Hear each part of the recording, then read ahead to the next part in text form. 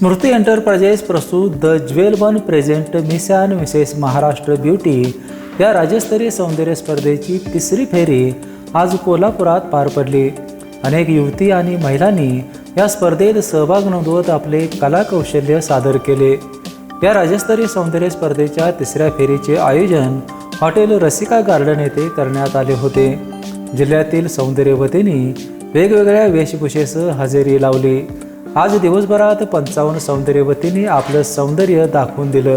या स्पर्धेची अंतिम फेरी 11 एप्रिलला मुंबईमध्ये होणार आहे। अभिनेत्री स्मिता गोंदकर यांनी या सौंदर्य स्पर्धा महिलांसाठी मोठी पर्वणी ठरत असल्याचे सांगितले। या शोमध्ये विशेष म्हणजे असं होतं की फक्त म्हणजे मिस किंवा मिसिस असे नसून आपण सगळ्या महिलांना, डिवोर्स्ड महिलांना सुद्धा इकडे एंट्री आहे आणि असे कंटेस्टंट्स आले आहेत हे बघून मला जास्त छान वाटत होतं। कारण वुमेन एम्पॉवरमेंट फक्त एका सेक्टरना नसून सगळ्या सेक्टरना खूप छान तुम्ही हा प्लॅटफॉर्म देताय। कारण हा जो प्लॅटफॉर्म आहे हा खूप म्हणजे मुलींना एक स्वप्न प्रत्येक मुलगी पाहते।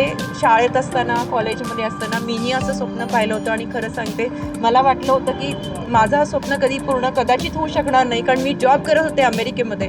पण आय थिंक मी खूप ह्याच्यानी बघितलेलं स्वप्न असेल ते माझं म्हणजे ऑब्व्हियसली साकार झालेलं आहे आणि मी या क्षेत्रामध्ये आली आहे।